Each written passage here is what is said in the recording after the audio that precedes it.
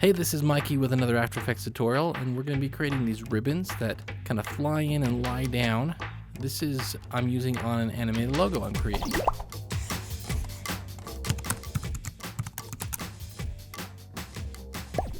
Now the logo I'm using this for is actually the Patreon logo. And if you don't know what Patreon is, it's a way for people such as myself, content creators, to give more value to their subscribers, to their audience. And so I've actually set up my own Patreon campaign. And what it is it's basically a membership program where I can give out extra things such as all the project files or free downloads to presets or live hangouts, even sending out postcards to you. All these things which are added value and benefit to you, and it won't change how my YouTube channel runs with the free content I put out every week. It's actually additional stuff. So you can see here's my page, and there's different levels and goals that you can get different things every month by joining this. Now, there's a video here at the top that explains the whole thing, so please at least go over and watch the video and let me know what you think of all of this. And I want to stress that even though I'm starting this and this is a paid option, it's not going to change my YouTube channel whatsoever. My YouTube channel is going to stay exactly the same. So if you don't feel like you can contribute and join a group like this, well, then don't. And just keep on watching these tutorials I put out every week. So with that being said, let's do this tutorial. So let's start with a brand new composition. So Command N or Control N on your keyboard. Let's call this a logo. And what I'm going to do is I have the Patreon Illustrator file. The good people over at the website sent it to me so I can do this for them. And so I'm going to just bring this in, drop it right here. And an Illustrator file is a vector file. So a couple of things you'll notice about this. Let's turn the black off the background. As I scale this up, you can see how it's fuzzy. But if I hit this button right there, there's a little sun. And if you hover over it, it'll say collapse transformations, or for vector layers, continuously rasterize. So I click on that, and it will continuously rasterize that layer. Pretty cool. Now, another thing you can do with a vector layer is if I right-click on it, and then one of the options is Create Shapes from Vector Layer. So I click on that button, and what it did was it hid that original layer, and then it created a new layer that's made out of shape layers. That's pretty cool, and that's what I want to do. So let's go in and figure out which groups is which. So this first group, that's the logo, and then the rest are all of the letters. Okay. So let's duplicate this, name that top one logo, and then the second one we can just call it name. And then let's separate these out. So that top one, I'm going to delete all the groups that aren't the logo. And then in the second one, let's just delete the logo. So now I've got them separated. That's pretty cool. Let's take the name and let's parent it to the logo.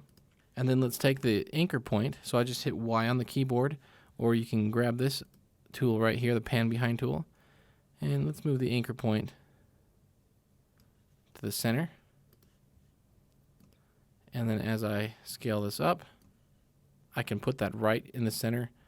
And this is where I'm going to do my ribbon unfolding thing. When I first looked at this logo, when you do any animated logo, you look at the logo and figure, okay, what am I going to do with this? And I could just visually see this kind of being laid down like that, like it was maybe a sticker or something kind of being laid down. And I'm trying to figure out how to do that in After Effects, and I finally came across a good way of doing that. So if we get the page turn effect, drop it right on there, and let's take a look at this. So that's starting to kind of look like it, but not exactly what I want. And then if we go into the controls and do the classic UI, well, this is looking a little bit better. So let's grab that fold position, stick it here, but now we have the fold direction, right? So this is starting to look like it's kind of laying down. Pretty cool. So I'm actually going to delete that because we don't need that yet. We got to do something first. So we're going to pre-compose this, call this logo mask, go into that composition, and we need to create a mask of it writing on. And what I'm going to do is use the pen tool. And since this is a shape layer, there's one little extra click we have to do. Right now, the pen tool is set as a shape layer because it's on a shape layer. But if we click this button right here, it now is going to use it as a mask. So we can put a mask on a shape layer. Otherwise, it'll just create another shape. So let's try to do this with as little points as we can. Okay, I've got that masked off. Now if we go into the mask, let's actually turn on the black and you can see it better. If we go into the mask, what I want to do is have this subtract. And then I'm going to keyframe this kind of wiping on. So let's click on the mask path, keyframe that. I'm just going to go forward 5 frames at a time.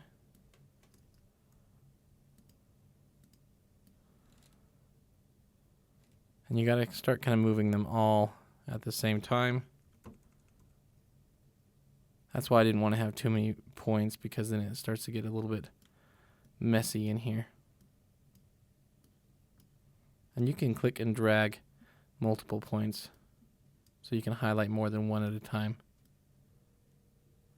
And something like that. See, I gotta come in here and grab these anchors or these handles. And let's bring this almost to the end.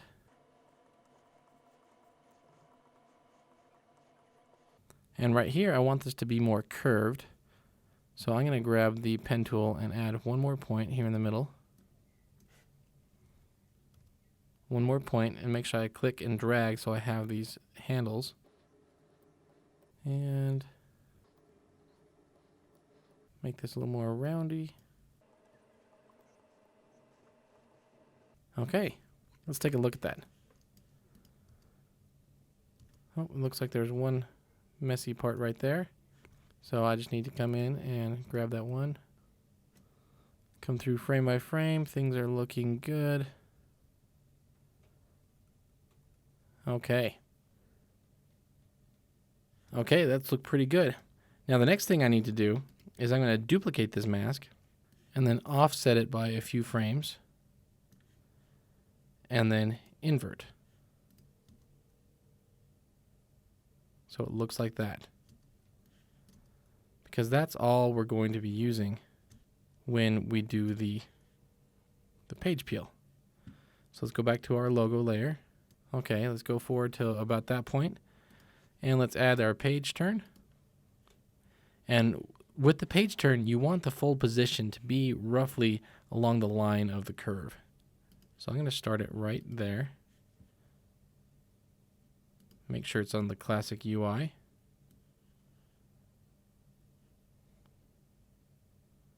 Increase the radius a little bit, and you can see as I move this right along the line of the curve, it's looking like it should go there. But let's start it. Let's actually keyframe it so it lands about like that. Hit that fold position keyframe. Go to the beginning, and let's bring it off. So then it kind of lands right there. So actually what I'm going to do is I'm going to come in and on this logo layer, let's hide that mask, that second mask. It makes it a little bit difficult to do this. Now, what I need to do is I also need to change the fold direction. So let's keyframe the fold direction here at the front. And then right about here.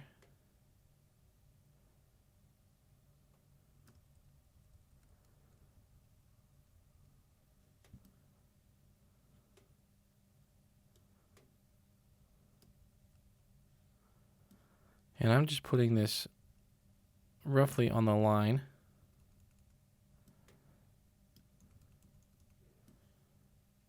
See, I'm putting the position right at the end of where it's going. Okay, so my fold position is in the right place, but now let's go through and make sure the fold direction. So right here, and don't worry about if it starts to affect some of the rest of it.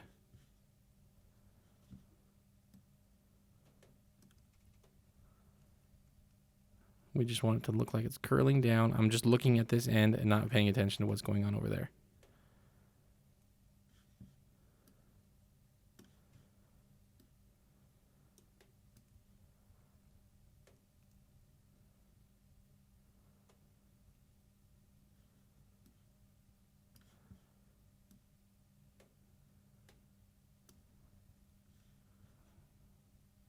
Looking good.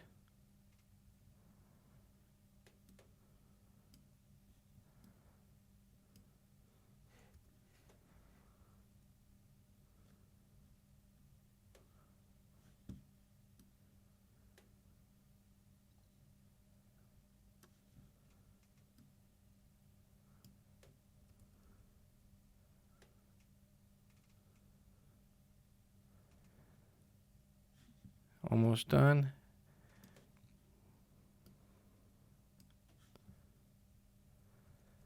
And we need this to fold down.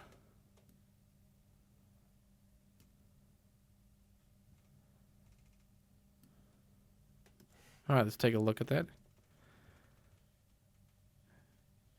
Okay, looking good. Now I'm just, again, looking at the beginning of this because at the end, you can see it's doing all sorts of weird stuff. But if we come in here and we turn this mask on, the second one, now let's go back in, and what we see is just the front of that. Pretty cool, huh? I actually might need to offset that by a few more frames. Now let's copy this, go back into the logo, and paste that logo underneath the mask logo.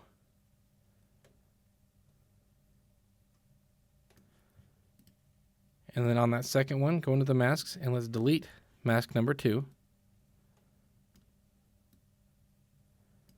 And then offset it. So right there you can see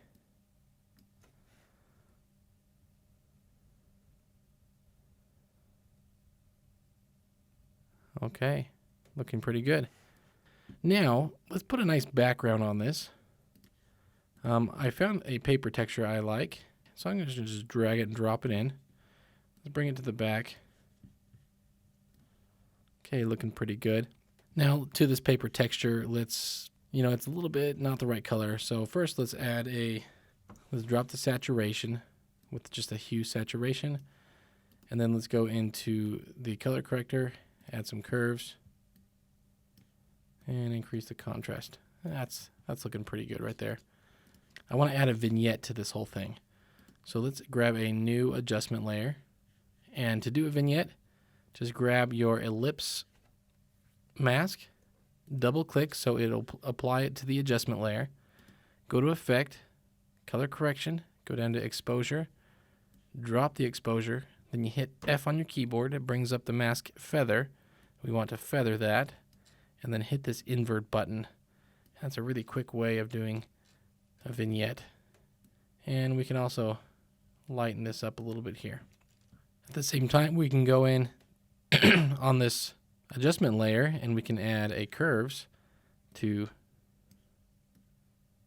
maybe increase the saturation and the contrast around the vignette as well. That's looking pretty good. Now, let's add a little bit of movement to this. So I'm just going to move my logo. But I've got 2 of them here.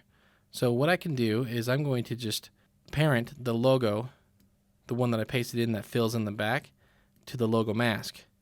And then let's just keyframe the scale of that logo mask.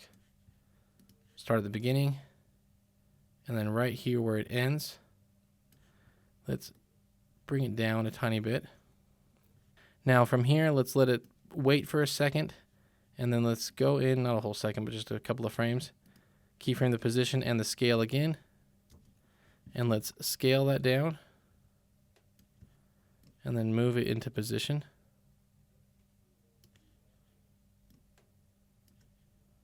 Make it so the logo is nice and centered.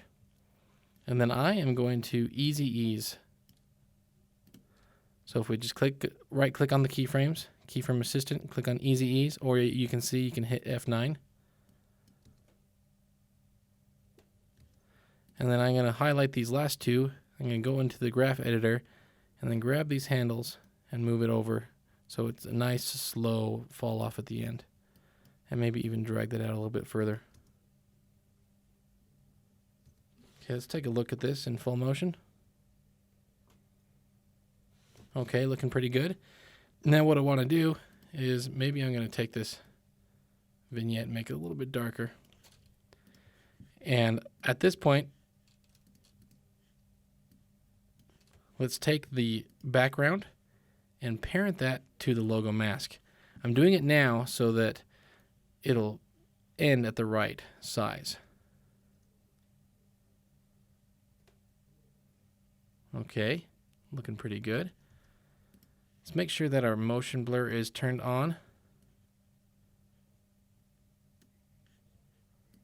I'm going to have to turn it on inside of this as well.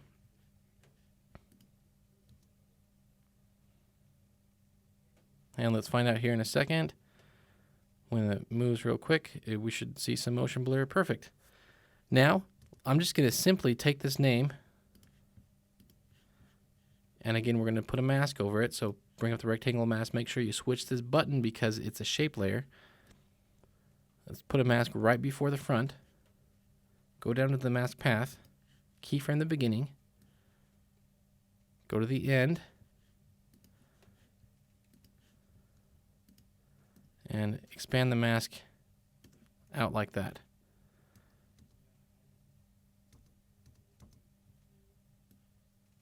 Make sure it doesn't start expanding out until it moves. Okay, looking pretty good. Now this is kind of a different way of using the page turn. And again, you need to use the classic UI because if you use the modern UI, it just doesn't work because it doesn't have that full direction, which you need to be able to change and alternate. So really kind of a cool technique. I want to see you use this on other logos because there's lots of logos that kind of have this circle-y feel to it. And so I want to see what you guys come up with using this technique. So if you come up with a cool video, make sure you post it so that we can all see. Also, please go check out my Patreon campaign. Again, I want to stress that nothing's going to change with this YouTube channel, so don't get all freaked out that I'm going to start charging and things like that. I'm not. I'm still going to put out free, great content all of the time, at least 2 videos a week. But please go check out the Patreon campaign and let me know what you think of that. Thank you so much, and we'll see you next time.